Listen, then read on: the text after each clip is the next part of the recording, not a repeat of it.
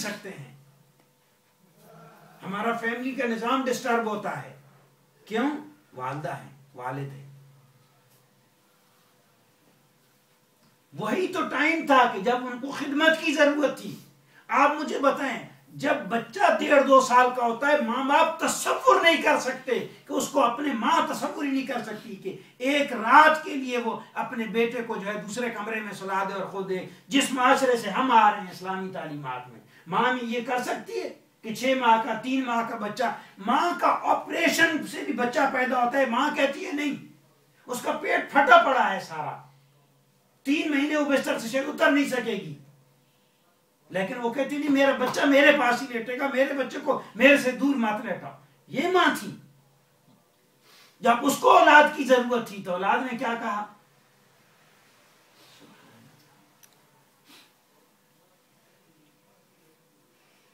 زیارتہما ان کانا بعیدین، والدین کو وزٹ کرنا، ان کے پاس جانا. اگر ساتھ رہ رہے ہیں الحمدللہ یہ خوش قسمتی ہے، اور ساتھ نہیں رہ رہے ہیں، آپ جاپان میں، والدین پاکستان میں ہیں، دبئی میں، کسی دوسرے ملک کے اندر ہیں، آپ ان کو برابر وزٹ کریں. جب جب موقع ملتا ہے، جب فائنینشیلی حالات مالی طور پہ اجازت دیتے ہیں تو لمبا وقفہ بیچ میں نہ کریں. ساتھ میں فون برابر کرتے رہیں، یہ تو کوئی مشکل نہیں ہے. ٹھیک ہے، اسکائپ موجود ہے، اب تو پیسے بھی نہیں لگتے ماشاءاللہ. ٹیکنالوجی کا بھلا ہو، کوئی عذر اور بہانہ نہیں ہے، صرف ہم ولنگ ہوں یہ کام کرنے کے لیے. ان کو اپنے پاس بلا لیں، ہر 4-6 مہینے بعد، 8 مہینے بعد، سال میں 1 دفعہ 2 دفعہ بلا. ہم بطور اولاد وہ اپنا رول پلے کرنے کی کوشش کریں، ان کو وہ فیلنگ دینے کی کوشش کریں. آپ فون پہ اپنی ماں اگر پاکستان میں اس کے ساتھ 15-20 منٹ آدھا گھنٹہ بات کریں، اس کی تھوڑا سا دل کی باتیں اس کی سنیں، دیکھنا وہ کیسے رو پڑتی ہے. وہ چاہے گی، یہ پسند کرے گی کہ اس کا بیٹا بات سن رہا ہے، کیونکہ گھر میں شاید کوئی وہاں جو ماحول ہے وہ اس کی بات کوئی سننے والا نہیں ہے.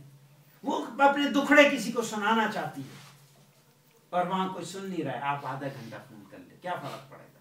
ٹائم نکالیں. غض البصر عند عن اخطائهم، اپنے والدین کی غلطی کو، بھول چوک کو، کمی کو، تائی کو اوور لک کر دیں، صرف نظر کر دیں، ایسے کر دیں جیسے انہوں نے کچھ نہیں کیا. کوئی بات نہیں، میرے اور آپ کے بچے بھی تو اتنے بیسیوں حرکتیں دن میں کرتے ہیں جن سے میں اور آپ ایگری قطعا نہیں ہوتے. کیا کرتے ہیں ہم ہر حرکت پہ، بچے کو ہر غلطی پہ ہم پکڑتے ہیں کہ اس کا گریبان اور چانٹا لگاتے ہیں. کتنی باتیں بیگم کے ساتھ ایسی ہو جاتی ہیں، وہ میری نہیں سنتی، میں اس کی نہیں سنتا. دین واٹ؟ ہر دفعہ نتیجہ کیا ہوتا ہے؟ لڑائی ہوتی ہے.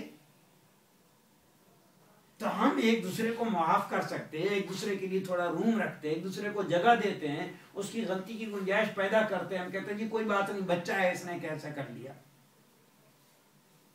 جب میں اور آپ چھوٹے تھے اور ہم کبھی بازار گئے، جیسے کہانی ہے بہت ساری جگہوں پر، تو ہم کسی دکان کے پاس سے گزرے تو ہم نے والد صاحب سے کہا جی یہ کیا ہے؟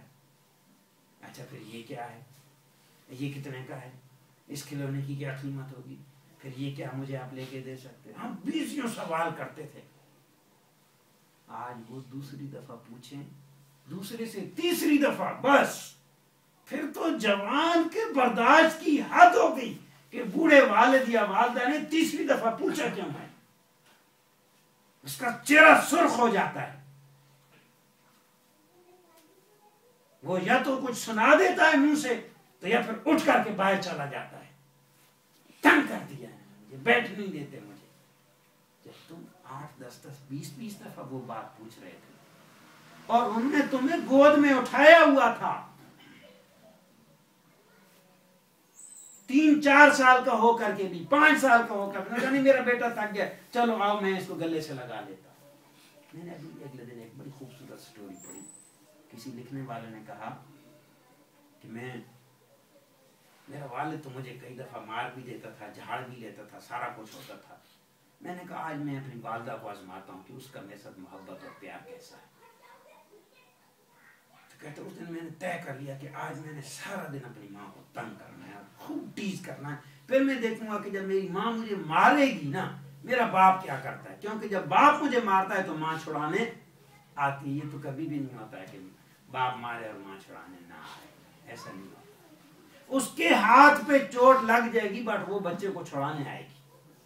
یہ ماں ہے. ذرا سنیں. تو میں نے کہا کہ آج اگر مجھے میں اس کو اتنا تنگ کروں گا ماں کو کہ مجھے مارے گی, اور پھر جب مارے گی تو پھر میں دیکھوں گا میرا باپ کیا چھڑانے آتا ہے یا نہیں آتا. تو کہتے صبح سے میں نے پلان کر لیا. مہمان آج ہمارے گھر آنے تھے. انہوں نے کہا جی دہی لا کے دو. میں گراؤنڈ میں کھیلنے چلا گیا, دہی وہ بھول گیا. پھر جب اپنی مرضی سے واپس آیا, مہمان آنے والے, امی کہہ رہی یہ چادر بچھا لو, یہ کام کر لو, یہ ٹیبل ٹھیک کر لو, یہ چیئر ٹھیک کر دو, یہ کر دو. میں ہر کام کو الٹا سیدھا کر رہا ہوں. الٹا بچھی ہوئی چادروں کو, چاندنیوں کو, ان کو خراب کر رہا ہوں. پھر ٹیبل پہ کھانا رکھا جا رہا ہے تو پھر میں الٹی سیدھی حرکتیں کر رہا ہوں. تاکہ کھانا شروع ہونے کا وقت ہو گیا. کہتا ہے پھر میں کھانا, ماں نے میری موسٹ فیوریٹ ڈش تھی وہ بنائی, لیکن میں تو دل میں طے کر چکا تھا کہ میں نے آج ماں کو ہر حد تک جا کر کے تنگ کرنا ہے. تو میں پھر بھی روٹ کے پیچھے بیٹھ گیا, میں نے نہیں کھانا.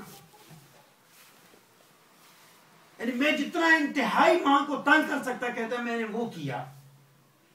تو جب میں نے یہ آخری حربہ بھی استعمال کر لیا کہ میں نے وہ پسند والا کھانا بھی میں نے ایسی پلیٹ پھینک دی دور اور خود ادھر منہ کر کے بیٹھ گیا, موڈ بنا لیا. تو اب میں یہ یقین کر رہا تھا کہ اب میری ماں آ کر کے ضرور مجھے مارے گی, اور وہ سین ہوگا جو میں صبح سے جس کا انتظار کر رہا ہوں. کہتے بٹ کیا ہوا؟ جب تک میں نے کھانے کو ہاتھ نہیں لگایا تھا میری ماں نے کھانے کو ہاتھ نہیں لگایا تھا. اور جب میری ماں نے یہ میرا رویہ دیکھا, میری ماں اپنی کرسی سے, اپنی سیٹ سے اٹھ کر کے آئی اور مجھے گلے لگایا, اپنے سینے کے ساتھ ایسے کر لیا. اس کی آنکھوں میں آنسو آ گئے. وہ کہہ رہی ہے میرے بیٹے کو آج کیا ہو گیا ہے, یہ صبح سے ایسے کر رہا ہے. بیٹا کیا بات ہے, کسی نے تجھے مارا ہے کیا, کسی نے کوئی ٹینس کیا, تجھے پریشان کیا ہے, تو ایسے نہیں بیہیو کرتا ہے. میرا یہ بلیو نہیں ہے کہ میرا بیٹا ایسے کرے. یہ کیسے تو آج کر رہا ہے, کس نے تنگ کیا میرے بیٹے. وہ ماں بچے کو سینے سے لگا دیتی ہے, ماں اس کو چومتی ہے. وہ کیا انتظار کر رہا تھا کہ ماں مجھے جوتے مارے گی. یہ ماں ہے میرے بھائی. ایسے نہیں اللہ کے نبی صلی اللہ علیہ وسلم نے فرمایا کہ جاؤ جہاد, تیرا جہاد یہ ہے, تیری اگر ماں زندہ ہے تو اس کی جا کے خدمت کر. ان الجنت عند رجلیہا, تیری جنت تیری ماں کے قدموں کے اندر ہے.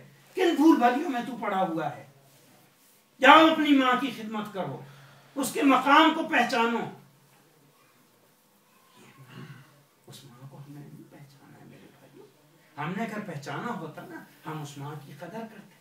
اس اینڈ پہ بھی جا کے وہ اس کو سینے سے لگا رہی ہے, اور اس کی آنکھوں سے آنسو نہیں رک رہے. وہ کہہ رہی میرے بچے کو آج ہوا کیا ہے کہ آج ایسے بیہیو کر رہا ہے, شاید کسی نے مارا ہے. وہ پوچھ رہی, الٹا پوچھ رہی کہ تجھے باپ نے تو نہیں مارا ہے, کسی نے تنگ تو نہیں کیا ہے تجھے. سبحان اللہ, اللہ نے اسلامی معاشرے میں ہمیں یہ بات دی. ان ماؤں کی ہم نہیں قدر کریں گے تو ان کے سینوں پہ کیا گزرے گی. اور پھر بھی اللہ کی ذات گواہ, میں دیکھتا ہوں کہ وہ ماں کو بیٹا گھر سے باہر نکال دیتا ہے. ماں کہتی میں بد دعا تو نہیں دوں گی بیٹا تجھے, میں دوسرے بیٹے کے پاس چلی جاؤں گی, میں اپنی بہن کے پاس چلی جاؤں گی, میں بیٹی کے پاس, بٹ میں تجھے بد دعا نہیں دوں گی. ماں ہے. سبحان اللہ. اور پھر ہمارے جیسے بد قسمت ہو اس ماں کی, ان کو قدر نہ ہے. تو اس لیے فرمایا کہ ان کی غلطیوں کو تم اوور لوک کر دو, جانے دو. خدمتہما وان کانا کافرین, فرمایا ان کی خدمت کرو چاہے وہ کافر ہے. آگے آگے پھر آخری بات, الدعاء لہما فی حیاتہما, فرمایا ان کے لیے دعا کرو زندگی میں, ان کی زندگی میں ان کے لیے برابر دعا کرو, ان کے لیے کلمہ خیر ہمیشہ کہو. یہ وہ چار اس مختصر ٹائم میں چاہتا تھا کہ دوسرے بھی ہم پوائنٹ پہ تھوڑی بات کر لیں. جن لوگوں نے وضو کرنا ہوگا شاید وضو کے لیے چلے جائیں تاکہ ہم اپنی بات کو مکمل کر لیں. اب ہم اس کے دوسرے پوائنٹ پہ آتے ہیں کہ والدین کے حقوق, ان کی وفات کے بعد کیا ہے. یہاں یہ رشتہ ختم نہیں ہوتا ہے میرے بھائی, اللہ کا بنایا ہوا رشتہ ہے. یہ دنیا میں نہیں ختم ہوتا. وہ آنکھیں بند کر دیں تب بھی یہ رشتہ نہیں ختم ہوتا. یہ اتنا خوبصورت رشتہ ہے, یہ اتنا اللہ کو پسند آیا ہے کہ وہ اس دنیا سے چلے بھی جاتے ہیں تو اللہ بتا رہے پھر بھی تمہارے ذمہ ان کے حقوق ہیں. اور وہ کیا ہے؟ فرمایا پہلے تو یہ جو کفن کا انتظام کرنا ہے، دفن کا کرنا ہے، غسل کا کرنا ہے، یہ کس کی ذمہ داری اور فرض ہے؟ میرے بھائی یہ بات سارے پاکستانی بھائی کان کھول کے سن لیں، یہ محلے والوں کا نہیں ہے، یہ امام مسجد کا کام نہیں ہے۔ سب سے زیادہ جس بندے کے ذمہ فرض بنتا ہے کہ وہ اس کو غسل دے، وہ اس کی اپنی اولاد ہے، اس کے اپنے بھائی ہیں، اس کی اپنے بہنیں ہیں، اگر خاتون ہے وہ اس کو غسل دے گی۔ ہم کس پہ چھوڑ دیتے ہیں؟ ہم کہتے ہیں کوئی بلا لو مسلی کو، چوڑا چمار کوئی وہ دھونے والے ہوتے ہیں۔ کیا قدر کی ہم نے بات ہے؟ اسلامی تعلیمات یہ ہیں کہ جو جتنا زیادہ قریبی رشتہ دار ہے اس کا اتنا زیادہ حق ہے کہ اپنے والد کو وہ غسل دے، اور بیٹی کا حق ہے اور فرض ہے کہ وہ اپنی ماں کو غسل دے۔ جی ہاں، وہ کرائے کا بندہ کیا کیئر کرے گا جو میں اور آپ کریں گے اپنے والد اور والدہ کی؟ جس پیار سے میں اور آپ ان کے باڈی کو ہاتھ لگائیں گے، آرام سے ان کو کروٹ دیں گے، جتنے خیال اور دھیان سے ہم دھوئیں گے، ہم اس کو عبادت سمجھ کے کریں گے۔ ایک چوتھا بندہ جس کو آپ نے جو ہے اس کے سارے اس پروسیجر کے ختم ہونے کے بعد جس کو آپ نے 200 اور 500 روپے دینے ہیں اینڈ میں، وہ یہ کیئر کرے گا؟ وہ شفقت اور محبت کے ساتھ ہاتھ لگائے گا؟ تو آپ اس سے کیوں ایسا ایکسپیکٹ کر رہے ہیں؟ اس لیے ہماری ذمہ داری ہے کہ ہم اس چیز کا انتظام کریں۔ تو یہ عیب نہیں ہے، یہ آنر اور عزت اور اعزاز کی بات ہے۔ اور اس لیے اللہ کے نبی صلی اللہ علیہ وسلم نے فرمایا، اگلی بات آ رہی ہے، وَالدُّعَاءُ لَهُمَا، والدین کے لیے دعا کرنا یہ فرض ہے۔ اور دیکھو کیسے فرض ہے، اس کو نماز کے اندر میری اور آپ کو جوڑ دیا گیا تاکہ ہم بھولیں نہیں۔ اتحیات کے اینڈ میں ہم کیا پڑھتے ہیں؟ ربنا اغفر لی ولوالدی وللمؤمنین یوم یقوم الحساب۔ انسان بھولنے والا ہے نا، اس لیے اس کو نماز کے ساتھ جوڑ گیا، جس کو ہم جو ہے دن میں 45 سے 50 مرتبہ پڑھتے ہیں۔ اس لفظ کتنی دفعہ یہ پڑھتے ہیں؟ ربنا اغفر لی، اے اللہ میری مغفرت فرما، ولوالدی، اور اے اللہ میرے والدین کی مغفرت، تاکہ بھولو نہیں کبھی بھی آپ۔ اس لیے والدین کو یاد رکھنا ہے، ان کو آپ مغفرت کون کر؟ فرمایا اللہ کے نبی صلی اللہ علیہ وسلم نے، جب کوئی دنیا سے اس سے چلا جاتا ہے اس کے سب نیکیوں کے اکاؤنٹ ختم ہو جاتے ہیں، کلوز ہو جاتے ہیں، سوائے 3 کے۔ ان میں سے ایک اکاؤنٹ کیا ہے؟ او ولد صالح یدعو له، یا وہ نیک اولاد ہے جو اپنے والدین کی ہاتھ کے لیے ہاتھ اٹھا اٹھا کر کے دعائیں کرتی ہے۔ جی ہاں، وہ آج میرا اور اگر دنیا سے والدین چلے گئے ہم میں سے جس کے، تو وہ اس وقت کو یاد کرے، جب اپنے لیے ہاتھ اٹھاؤ تب والدین کے لیے دعا کرو۔ تھوڑا سا اور ادھر ہو جائیں، لوگ شاید نماز کے لیے بھی آنے کا ٹائم قریب ہو رہا ہے نا، تو وہ مسئلہ اٹھ کر کے ادھر آ گیا، تو ہم 2 منٹ بات کرتے رہیں گے، کوئی مشکل نہیں۔